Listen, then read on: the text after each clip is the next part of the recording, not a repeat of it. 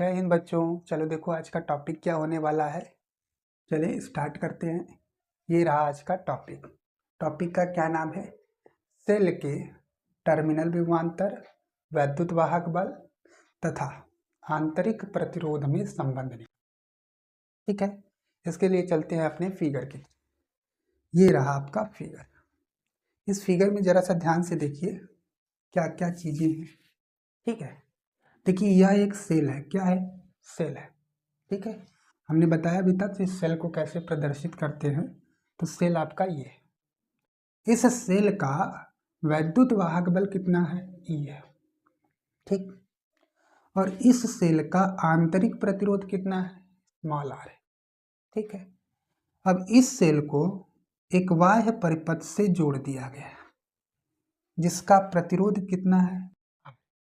और किसकी सहायता से जोड़ा गया है? तो कुंजी के की द्वारा। ठीक है, कुंजी के की सहायता से इसको एक बाह्य परिपथ से जोड़ दिया गया है और जिसका प्रतिरोध कितना है? आर है। ठीक है, इस बाह्य परिपथ में एक एमीटर श्रेणी क्रम में जोड़ा गया है तथा एक वोल्टमीटर समांतर क्रम में जोड़ा गया है। ठीक है, अब जैसे ही कुंजी के को दबाते हैं, कहने का मतलब कि स्विच को ऑन करते हैं, तो सेल के धन टर्मिनल से धारा आई प्रवाहित होती है। अब बच्चों यहाँ पर आने के बाद धारा दो भागों में विभक्त नहीं हुई, धारा सीधे यहाँ से यहाँ आ गई। क्यों? उसका कारण ये है कि जो वोल्ट मीटर का प्रतिरोध होता है वो अनंत होता है। तो जो वोल्ट मीटर लगाया गया वो अनंत प्रतिरोध का है। जब प्रतिरोध अनंत होगा तो इसमें कोई भी धारा नहीं जाएगी और सारी की सारी धारा जो है ऐसे चली। ठीक है, अच्छा, जब बच्चों यहाँ से धारा आई प्रवाहित हो रही है तो इस धारा आई को मान लेते हैं कि टी समय तक ये प्रवाहित होती है। यानी जो धारा आई प्रवाहित हुई वो कितने समय के लिए हुई? टी समय के लिए। जब टी समय के लिए होगी तो इस परिपथ से कुल कितना आवेश गुजरेगा? उस कितना होगा? तो वो होगा Q बराबर I इंटू टी। ठीक है, यानी टी समयांतराल में कुल आवेश कितना प्रवाहित होगा? Q बराबर I इंटू टी। ठीक है, इतना आवेश जो है प्रवाहित होगा।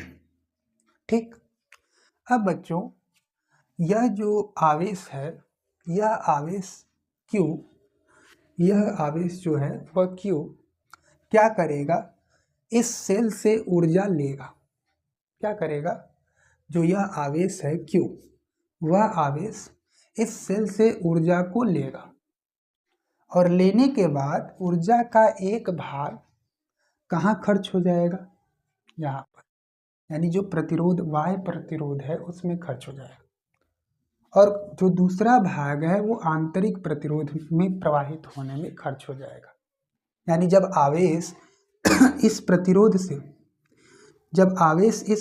से गुजरेगा तो वह इस ऊर्जा का कुछ भाग खर्च कर देगा, खर्च हो जाएगा यहाँ पर। फिर जब वो यहाँ से जाएगा और यहाँ पर पहुँचेगा तो अपनी ऊर्जा का जो दूसरा भाग है वो यहाँ खर्च कर देगा, यहाँ प्रवाहित होने में वो खर्च कर देगा। ठीक है, कि यदि जो है सेल से कितनी ऊर्जा ली गई है? वो W ली गई। यह ऊर्जा किससे ली गई? सेल द्वारा। सेल द्वारा आवेश Q को दी गई ऊर्जा। ठीक है, यह ऊर्जा दी गई किसको? Q आवेश को। किसके द्वारा दी गई? सेल द्वारा। अब बच्चों इस ऊर्जा का एक भाग जो है प्रतिरोध R में Q आवेश को प्रवाहित करने में व्यय हो जाएगी। यानी WE, E मतलब बाहर की बात कर रहा है, एक्सटर्नल। तो बाह्य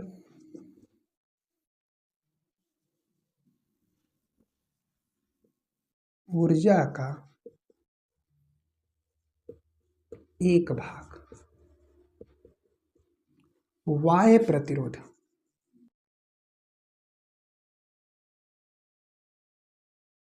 में ऊर्जा का एक भाग बाह्य प्रतिरोध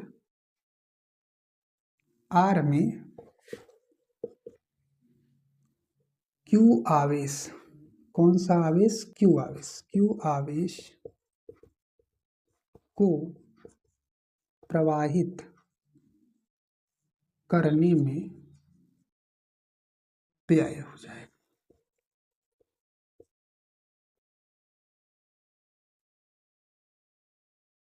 ठीक है, सेल ने Q आवेश को ऊर्जा दी W, उसका एक भाग यहाँ पर खर्च हो गया। कहाँ पे? वहाँ।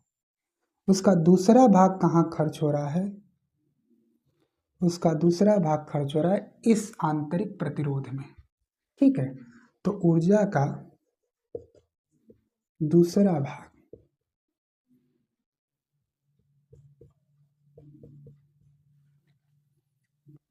आंतरिक प्रतिरोध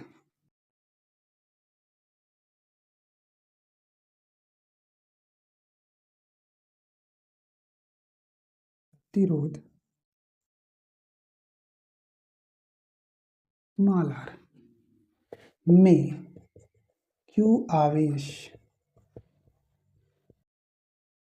को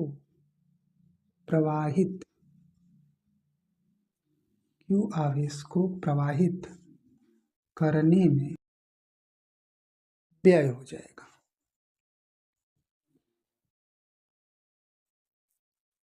ठीक, सेल ने दी ऊर्जा W, जिसका एक भाग कहाँ खर्च होता है? बाह्य प्रतिरोध में प्रवाहित करने में आवेश को, तथा दूसरा भाग आंतरिक प्रतिरोध में जब आवेश प्रवाहित होता है तो ऊर्जा खर्च हो जाती है। तो अब ऊर्जा संरक्षण का सिद्धांत क्या होता है? ऊर्जा संरक्षण के सिद्धांत से आप जानते हैं कि ऊर्जा कितनी थी? W थी। खर्च कहाँ हुई? दो जगह, तो WE प्लस WI। ठीक है, अच्छा, अब अगर हम इसको इस आवेश से भाग दे दें पूरे समीकरण को, तो देखिए W बाई क्यू क्या है? वैद्युत वाहक बल है। वैद्युत वाहक बल क्या है? उसका परिभाषा क्या है कि एकांक आवेश को पूरे परिपथ में प्रवाहित करने में सेल द्वारा जितनी ऊर्जा दी जाती है आवेश को, वही क्या कहलाता है? आपका वैद्युत वाहक बल। तो यह आपका है E, WE by Q. WE by Q क्या है? तो यह है आपका टर्मिनल विभवांतर।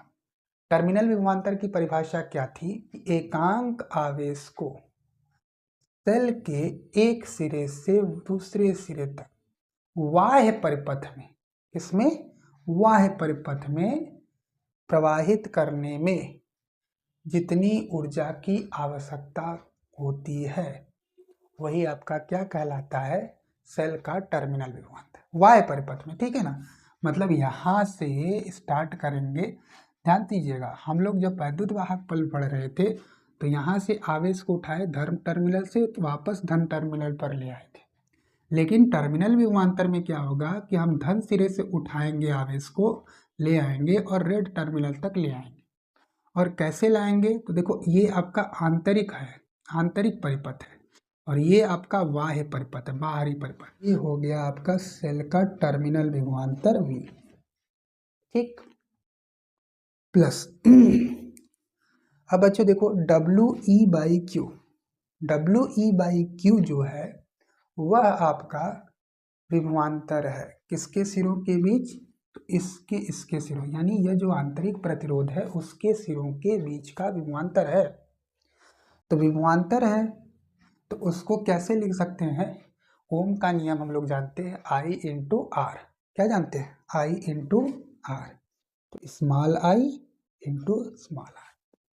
ठीक है, तो WI बाई क्यू जो होता है वो I इंटू आर हो गया।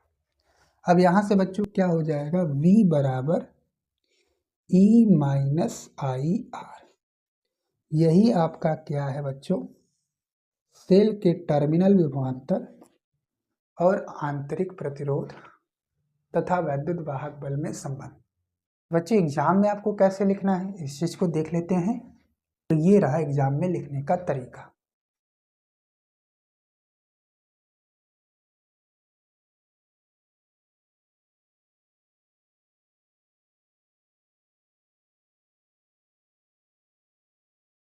ठीक है बच्चों, तो आज के लिए इतना ही, मिलते हैं नेक्स्ट वीडियो में। Thank you.